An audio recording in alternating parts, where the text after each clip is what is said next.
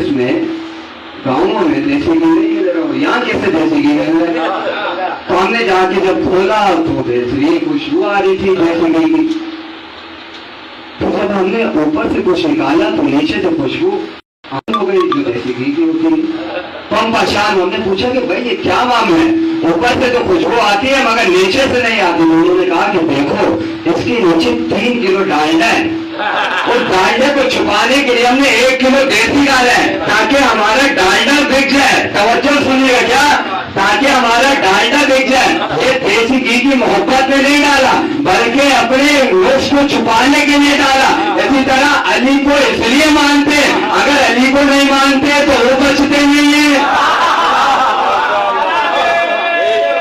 اور اگر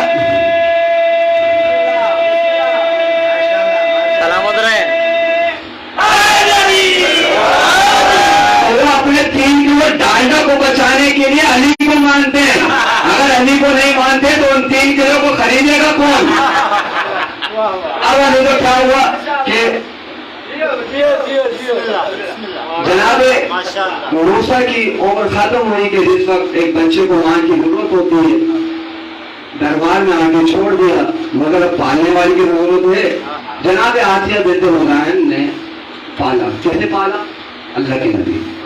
قرآن نے اسٹیٹس بتایا. میں عربی چھوڑو ڈائریکٹ ترجمہ کروں کیونکہ وقت نہیں ہے. کہا کہ اللہ نے مومنوں کے لیے نمونہ بنایا فرعون کی زوجہ کو. توجہ سنیں گا، اللہ نے نمونہ بنایا مومنوں کے لیے فرعون کی زوجہ کو. ایک اور جگہ فرمایا اللہ نے نمونہ بنایا کافروں کے لیے نوح کی زوجہ کو. بنایا تھا نا نوح کی زوجہ جو رابعہ جو کافر ہو گئی تھی. کیا کہا کہ اللہ نے نمونہ بنایا مومنوں کے لیے کس کو؟ فرعون کی زوجہ کو. اور کافروں کے لیے نمونہ بنایا نوح کی زوجہ کو. توجہ سنے گا، یعنی اللہ نے فیصلہ کر دیا یہ نہ دیکھنا کہ کس کی زوج ہے، کس رسول کی زوج ہے، اس کے عمل کو نہ دیکھنا، اس کی یہ نہ دیکھنا کہ زوجہ کس رسول کی ہے، بلکہ کیا دیکھنا ہے آپ نے؟ اس کی پاک دامنی کو دیکھنا ہے. اس کا کیا دیکھنا ہے؟ اس کا یہ کردار دیکھنا ہے. کردار دیکھنا، یہ نہ دیکھنا کہ کس نبی کی بیوی ہے. اس لیے کہا فرعون جو کافر ہے اس کی بیوی کیا بن گئی؟ نمونہ بن گئی مومنوں کے لیے. وہ جو اللہ کا نبی ہے اس کی بیوی نمونہ بن گئی کافر. یعنی ہم نے یہ نہیں دیکھنا کہ کس کی بیوی ہے، ہم نے کردار دیکھنا ہے. اب کیا ہوا؟ جناب آسیہ نے جب پالا تو جناب آسیہ نے اللہ سے جنت مانگی. علماء کرام کہتے ہیں کہ جناب آسیہ کو جنت ملے گی. کیوں؟ کیونکہ انہوں نے نبی کو پالا ہے. یعنی جو نبی کو پالے کچھ بھی مانگ لے اللہ انہیں عطا کرتے ہیں. توجہ سنیے گا، یعنی جو نبی کو پال لے اللہ سے جو مانگے اللہ اسے عطا کرتا ہے. جناب آسیہ نے پالا موسیٰ کو، مانگ لی جنت، اللہ نے جنت دے دی. اب ایک مثال سمجھاؤں گا. ایک باپ کے 2 بیٹے. باپ کہے کہ اگر تم نے امتحان میں اچھے نمبر لیے جو مانگو گے میں تمہیں دوں گا. باپ نے دونوں کو سامنے بٹھایا، پوچھا کیا چاہیے. ایک بیٹے نے کہا کہ بابا جان مجھے سائیکل دلا دیجیے، اسکول میں آنے جانے کے لیے پریشانی ہوتی ہے. باپ نے دلا دی. باپ کی حیثیت ہے کہ اسے بائک بھی دلا دے، باپ کی حیثیت ہے اسے کار بھی دلا دے، مگر اس سے مانگی سائیکل. باپ اس کی بات کے مطابق دے گا. ایک دوسرے سے پوچھا تمہیں کیا چاہیے، اس نے کہا کہ بابا جان جو تمہیں پسند ہے. اب باپ اس کی حیثیت سے نہیں دے گا بلکہ باپ اپنی حیثیت سے دے گا. توجہ سنے گا. آسیہ نے پالا موسیٰ کو، مانگ لی جنت. ابو طالب نے پالا فقر موسیٰ کو. اللہ دیکھتا رہا ابو طالب کچھ مانگے، ابو طالب کچھ مانگے، ابو طالب کچھ مانگے. جب ابو طالب نے کچھ نہیں مانگا اللہ نے دلا دی. آسیہ نے پالا موسیٰ کو، مانگ لی جنت. ہم نے اس کی اوقات کے مطابق دے دی جنت. ابو طالب پوری زندگی تم نے کچھ نہ مانگا، ہم ابھی تمہیں دیں گے اپنی حیثیت سے. ایسا کرنا 13 رجب کو میرا گھر لے جانا.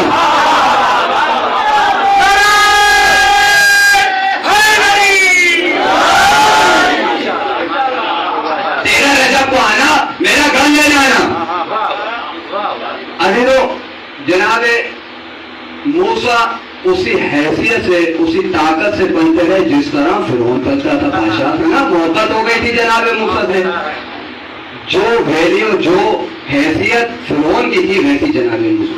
فرعون باہر نکلا کرتا تھا تو جناب موسیٰ کو بھی ساتھ لے جایا کرتے تھے. ایک دن فرعون اکیلا نکل گیا. جناب موسیٰ نے پوچھا آج فرعون کہاں گیا؟ تو بتایا گیا کہ وہ تو نکل گئے. جناب موسیٰ گھر سے نکلے. جس راستے سے فرعون لے کے جایا کرتا تھا جناب موسیٰ اس راستے سے نہیں گئے بلکہ بازار کے راستے سے گئے. بازار کے راستے سے گئے تو دیکھا کہ دو شخص لڑ ہیں. ایک کا نام کپتی ہے کپتی اور ایک سامری. کپتی جو تھا وہ فرعون کی کچن والا تھا جو کھانا وغیرہ پکاتا تھا. ایک تھا سامری جو جناب موسیٰ کا ماننے والا تھا. جناب موسیٰ قریب پہنچے. کہا کیا ہوا؟ تو سامری نے کہا کہ اس کی غلطی ہے. کیا غلطی ہے؟ کھانا سامان لے لیا اب کہتا ہے کہ دربار تک پہنچاؤ. جناب موسیٰ نے اسے ایک یعنی مکہ مارا. آسان الفاظ میں مکہ مارا. وہ مر گیا کیونکہ اللہ کے نبی کا مکہ تھا.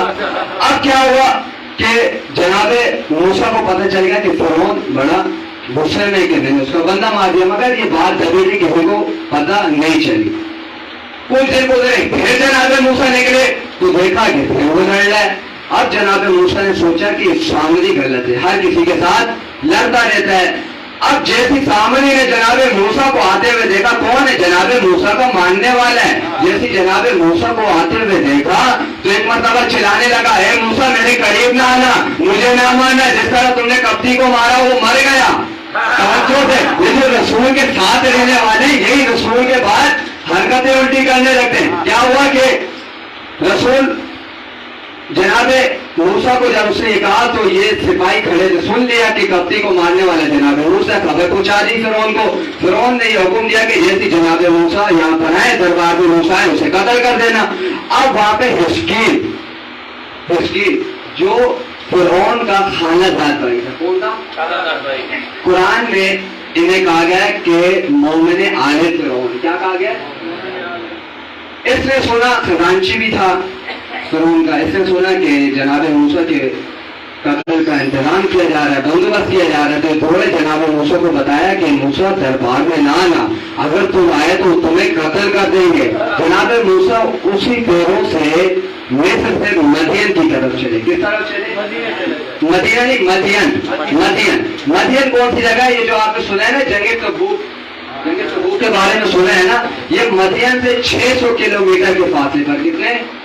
اس سے کچھ فاصلے آگے مدین ہے. تو یعنی مصر سے 700 کلومیٹر آگے مدین شہر پر.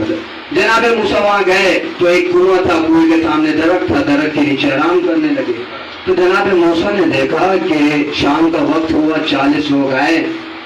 ایک کنویں کے اوپر سے پتھر کو ہٹایا پانی بھرا دوبارہ پتھر کو رکھا اور چلے گئے. اس وقت مدین میں حکومت تھی جناب شعیب علیہ السلام کی. اللہ کے نبی تھے. کون؟ جناب شعیب علیہ السلام. یہ تاریخی مسجد بتا رہا ہوں توجہ سنیے گا. وہاں پر کون حاکم تھے کون نبی تھے؟ جناب شعیب علیہ السلام. جناب شعیب علیہ السلام کی 2 بیٹیاں تھی. وہ بھی پانی بھرنے آئی تو جناب موسیٰ نے دیکھا کہ 2 بچیاں کھڑی ہیں. پوچھا 2 لڑکیوں سے کیا ہوا تم کیوں کھڑے ہو؟ کہا کہ یہ پتھر ہم سے تو ہٹنے والا نہیں. جناب موسیٰ نے ہاتھ بڑھایا اور پتھر کو ہٹا دیا. توجہ سنیے گا. جناب موسیٰ نے ہاتھ بڑھایا اور پتھر کو ہٹا دیا. کس پتھر کو؟ جس پتھر کو 40 لوگ مل کے ہٹاتے تھے جناب موسیٰ نے ایک ہاتھ سے ہٹا دیا. جس دروازے کو 90 لوگ مل کر کھولتے تھے علی نے 2 انگلیوں سے پھاڑ دیا.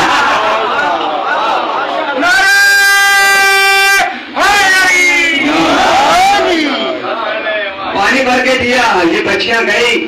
باپ نے پوچھا کہ آج اتنی جلدی کیوں آ گئے؟ روز تو اتنے تاخیر سے آتی تھی آج اتنی جلدی. تو انہوں نے بتایا کہ ایک مرد تھا اس نے ہمیں پانی بھر دیا اس وجہ سے ہم جلدی آ گئی. تو جناب شعیب نے کہا کہ انہیں گھر لاؤ کیونکہ عرب کا یہ دستور تھا کہ کوئی کسی کی ہیلپ کرتا تھا مدد کرتا تھا تو اسے اپنے گھر مہمان بناتے تھے. جناب موسیٰ کو وہ لڑکیاں لینے آئی کہ آپ کو بابا نے بلایا ہے. اب جناب موسیٰ چلے تو وہ دونوں خواتین جناب موسیٰ کے آگے آگے چل رہی تھی. تو جناب موسیٰ نے انہیں صدا دی کہ دیکھو میں بنی اسرائیل سے ہوں اور ہم عورتوں کے پیچھے پیچھے نہیں چلتے. اب توجہ سنیے گا. یہ اسلام خواتین کی پاک دامنی بتا رہے ہیں. یہ اس سے ہرگز نہ سمجھے کہ خواتین کو اسلام نیچے دکھانا چاہتا ہے. یعنی اسلام یہ چاہتا ہے کہ عورتوں کی پاک دامنی پر انسانوں کی نگاہ داغ نہ ڈالے. اس نے کہا کہ آپ میرے پیچھے پیچھے چلے اور ہم آگے چلے. پہنچے جناب شعیب نے جناب موسیٰ سے ملے تو ان کی بیٹی نے کہا کہ بابا جان انہیں آپ گھر میں کام سے رکھ دیجیے. تو انہوں نے پوچھا کیوں؟ کہا کہ ایک تو یہ امانتدار بھی اور دوسرا یہ طاقتور بھی ہے. طاقتور تو بتا چکی تھی کہ یہ امانتدار کیوں؟ میں بتایا کہ اس طرح ہم آگے چلی تھی. تو انہوں نے کہا کہ آپ پیچھے چلے اور میں آگے چلوں گا. تو جناب شعیب نے انہیں اپنے گھر میں رکھ لیا. اس کام پر رکھا کہ آپ میرے جانوروں کو چروائیں, انہیں گھمائیں پھرائیں, اور اس کے عوض ہم آپ کو رعایت دیں گے اور کھانا پینا دیں گے. تاریخ لکھی ہے کہ 30 سے 35 سال جناب موسیٰ ان کے گھر پر رہے. انہوں نے اپنی بڑی بیٹی کی شادی جناب موسیٰ سے کر دی. جناب موسیٰ کے یہاں 2 بچے پیدا ہوئے. اب جناب موسیٰ جانے لگے تو جناب شعیب نے جناب موسیٰ کو عصا دیا. کون سا تھا؟ جو جناب آدم سے چلتا ہوا تھا, نبیوں کا عصا. جناب موسیٰ کو دیا. وہ موسیٰ نے عصا کو دیا. اس عصا کی شکل جو تاریخ نے بتائی ہے کہ اس کے آگے اس طرح 2 منہ تھے. 2 منہ تھے. اب وہ عصا کرتا کیا تھا؟ توجہ سنیے گا. جناب موسیٰ جب چلتے تھے, کہیں گرمی ہوتی تھی تو اس یعنی عصا سے چھوٹی چھوٹی پتیاں نکلتی تھی اور درخت بن جاتا تھا. کہیں سردی ہوتی تھی تو جناب موسیٰ کو سردی سے بچاتا تھا. کہیں بارش ہوتی تھی تو جناب موسیٰ کے لیے چھتری بن جاتا تھا. جب غصے میں آتا تھا تو آفتاب بن جاتا تھا. جب جناب موسیٰ اکیلا پن محسوس کرتے تھے تو جناب موسیٰ سے باتیں کیا کرتا تھا. وہ تاریخ دیکھتی ہے کہ ایک طرف جناب موسیٰ چلتے تھے, ایک طرف عصا چلتا تھا, ایک طرف عصا چلتا تھا, ایک طرف جناب موسیٰ چلتے تھے. اب جناب موسیٰ اپنی زوجہ اپنے بچوں کو لے کر نکلے. توجہ سنیے گا. اب تک جیسے آپ نے سنا, میں نے دیکھا, اب جو میں بیان کرنے والا ہوں اس میں یقیناً آپ کے عقیدوں سے ملنے والی بات ہے. ہاتھوں کو ضرور بلند کیجیے. جناب موسیٰ نکلے, رات کا وقت ہے, ایک بیابان پر پہنچے تو جناب موسیٰ کی زوجہ کو درد محسوس ہوا. جناب موسیٰ نے کہا آپ یہاں ٹھہرو, میں آپ کے لیے درد کی شفا لاتا ہوں. جناب موسیٰ آگے پیچھے گئے, دیکھا کہ کہیں بھی کوئی آواز نہیں, کوئی ڈر نہیں. دیکھا پہاڑ کے اوپر ایک آگ جل رہی. جناب موسیٰ اس کی طرف جب گئے تو آواز آئی, اے موسیٰ میرے رب بکرا لالین اپنی جوتیوں کو ڈال دو. یہ وادی مقدس ہے, یہاں جوتیوں کے ساتھ نہ آئیے گا. ابھی تو موسیٰ ہے اللہ کا رسول, اللہ کا نبی. اللہ کیا کہہ رہے ہیں؟ موسیٰ یہاں پر جوتیوں کو ڈال دو. وہاں اللہ کا رسول جب عرش پر گیا, کیا کہا؟ اے نبی کیا تم یہ چاہتے ہو؟ نبی جوتیوں ڈالنے لگے. کیا کہا اللہ نے؟ اے نبی کیا تم یہ نہیں چاہتے کہ تمہاری جوتیوں کی برکت سے میرا عرش اور بڑا ہو جائے, میرا عرش اور بلند ہو جائے؟ رسول کی جوتیاں عرش کے اوپر, زمین ہے عرش کے نیچے. اب اس کو میری منظر کی طرف سے سماعت, میں ایک منظر پیش کروں گا, جو بولتے ہاتھوں کو ضرور بلند کیجیے گا. عرش کے اوپر رسول کی جوتیاں, زمین ہے نیچے. اب توجہ سنیے گا. زمین سے 500 سال کی نگاہ کا فاصلہ پہلا آسمان سے 500 سال کی نگاہ کا فاصلہ دوسرا آسمان سے 500 سال کی نگاہ کا فاصلہ تیسرا آسمان سے 500 سال کی نگاہ کا فاصلہ چوتھا آسمان سے 500 سال کی نگاہ کا فاصلہ پانچواں آسمان سے 500 سال کی نگاہ کا فاصلہ چھٹا آسمان سے 500 سال کی نگاہ کا فاصلہ ساتواں آسمان کے اوپر خلا کے اوپر بادل کی لمبائی چوڑائی اتنی جتنی زمین سے لے کے 7ویں آسمان تک. اور بادل کے اوپر جنت الماوا کے اوپر جنت المعلا کے اوپر حجاب ہم کے اوپر حجاب رضا کے اوپر کرسی کے اوپر عرش کے اوپر رسول کی جوتیوں کے اوپر پنڈلیوں کے اوپر زانوں کے اوپر جسم کے اوپر سینہ. سوچیے وہ کتنا بڑا ہوگا جو رسول کے کاندھوں پر سوار ہوا.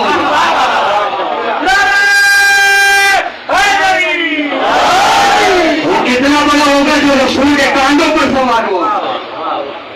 جب رسول معراج سے واپس آئے, 3 کتابوں کا حوالہ میرے پاس ہے اور ہمارے علماء کرام نے یعنی تعداد کتابوں کا یہ حوالہ دیا ہے کہ جب رسول معراج پر گئے تو پروردگار عالم نے مولا علی کے لہجے میں رسول سے گفتگو. توجہ سنیے گا. آخری بات رحمت تمام. جناب رسول خدا جب معراج سے واپس آئے تو کسی نے پوچھا کہ یا رسول اللہ, پروردگار نے آپ سے کس لہجے میں بات کی؟ تو کہا کہ جب میں پردے کے قریب پہنچا اور میں نے اللہ سے بات کی تو علی کے لہجے میں مجھے جواب ملا. میں نے اللہ سے پوچھا کہ کیا علی بھی یہاں ہے؟ اللہ نے کہا علی بھی یہاں ہے۔ تو رسول نے کہا کہ اے پروردگار تو بول رہا ہے یا علی بول رہا ہے؟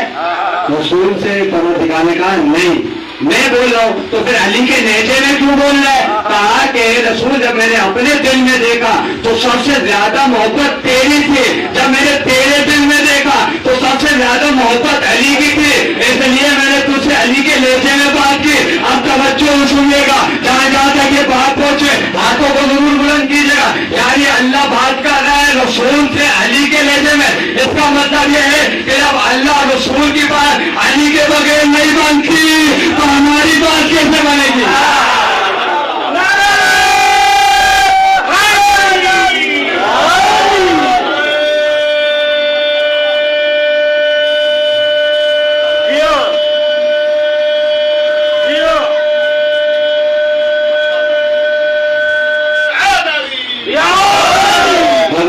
رسول کی بات علی کے بغیر نہیں بنتی تو ہماری بات کیسے بنے گی؟ بس ابھی تو بات اتنا نہیں ہے، چونکہ مسائل کا وقت قریب ہے اور لائٹ بھی جانے والی ہے، تو میں چاہتا ہوں کہ مسائل کم سے کم آپ سن لیں، جس کے لیے ہم اپنا گھر بار چھوڑ کر کام کاج چھوڑ کر اس جگہ تشریف فرمائیں تو مسائل کے چند جملے سماعت فرمائیں۔ ابھی تو دیکھیں کہ میں کئی جگہ یہ جملہ کہتا ہوں کہ اس ایام میں آپ خطیب کے جملے کا انتظار نہ کیجیے۔ کیا یہ بات رونے کے لیے کافی نہیں ہے کہ کربلا کی تپتی ریت میں زہرا کا لال بےگور و کفن سر تن سے جدا ہے؟ یہ بات ہمارے لیے رونے کے لیے کافی ہے۔ دیکھو آج بس آنسو بھائی کا جان دو نا، آپ جنہیں پرسہ دینے ہیں، آج آپ رسول اللہ کو پرسہ دینے ہیں، مولا علی کو پرسہ دینے ہیں، جناب زہرا کو ان کے لال کا پرسہ دینے ہیں۔ ہمارے پاس یہ روایتیں ہیں کہ ہماری مجلسوں میں جناب زہرا تشریف لاتی ہے اور اپنے رومال میں اپنے بیٹے پر رونے والے آنسو کو جمع کرتی ہے۔ اللہ جانے کس جگہ جناب زہرا ٹوٹی پسلیوں کے ساتھ یہاں موجود ہو، اور روایتیں بتاتے ہیں کہ جناب زہرا اکیلی نہیں آتی، اپنے ساتھ 4 برس کی پوتی کو بھی لاتی ہے، اور دونوں کا کیا عجیب منظر ہے کہ دادی کی بھی پسلیاں ٹوٹی ہوئی ہے، پوتی کی بھی پسلیاں ٹوٹی ہوئی ہے۔ اللہ جانے دے دونوں بیویاں تشریف لاتی ہوں گی تو حرم میں کیا پروگرام برپا ہوتا ہوگا۔ عزیزوں کا ایک مرتبہ جناب سکینہ، آج آپ نے آنسو بہانے کس لیے کہ جناب سکینہ کو تماچے لگنا شروع ہو گئے، اتنے تماچے لگے مقتل لکھتا ہے کہ ایک مرتبہ جناب سجاد علیہ السلام اور جناب سکینہ شام کے دربار میں جب پہنچی نا، ایک مرتبہ جناب سکینہ بسن 4 برس پر گر گئی۔ اب جو کھڑی نہ ہو پائی تو شمر لائن تازیانہ لے کر مولا سجاد کو مارنا شروع ہوا۔ جب اس نے تازیانے برسانا شروع کیے، بہن نے دیکھا کہ بھیا کو تازیانے لگے، ایک مرتبہ دوڑی جا کے بھیا کے ساتھ لپٹی۔ عزیزو جانتے ہو قیامت کیا ڈل گئی؟ ایک مرتبہ اسرائیل نے بچی کو تازیانے برسانا شروع کیے۔ جانتے ہو بچی نے کیا کیا؟ بھیا اس سے کہو کہ ہر جگہ تازیانے مار لے مگر میرے رخساروں پہ تازیانے نہ مارے۔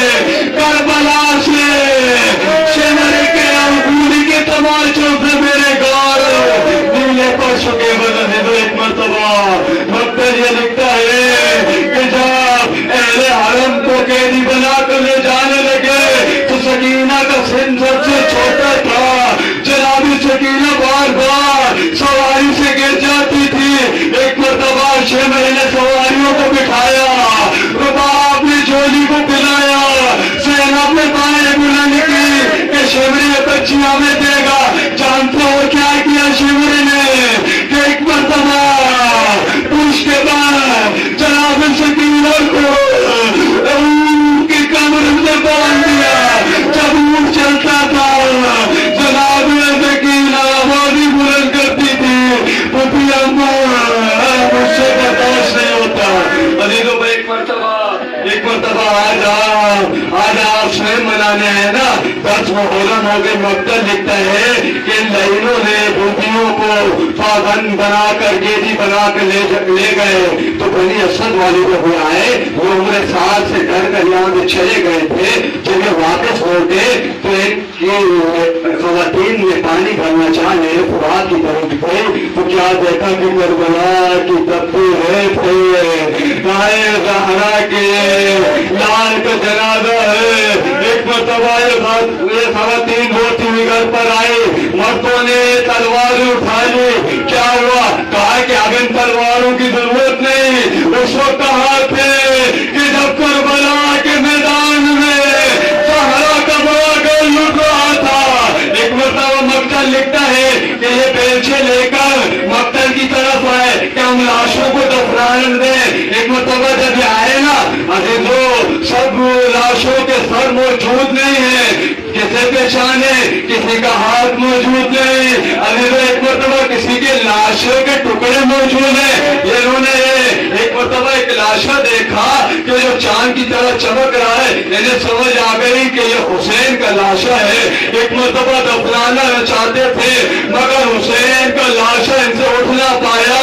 अल्लाह जाने शायद हुसैन इंतजार कर रहे हो कि मेरा वो सच्चा बेटा जिसके गले में तो हाथों में अकड़ियां, वो आएगा मुझे दफनाएगा। एक मरतबा इन्होंने देखा कि दूर से एक घोड़े सवार शख्स इनकी तरफ आ रहा है। एक मरतबा ये डर गए ऐसा ना हो कि उम्र साथ का ये सिपाही हो। एक मरतबा जब मौला करीब आए, मौला ने कहा डरो मत, मैं इन लाशों को बताने आया हूँ कि किसका सर कहाँ है, किसका बाजू कहाँ है। एक मरतबा मौला ने इनसे कहा कि कब्रें खोदना शुरू करो। एक मरतबा मौला ने कब्रें खुदवाई, 17 लाशें डाले, कहा कि बनु हाशिम के लाशें। एक मरतबा फिर मौला ने कब्रें खुदवाना शुरू की, एक कब्र खुदवाई, कहा कि ये अकेली कब्र खोदो। एक मरतबा जब खोद ले, कहा इसमें ये लाशा रखो।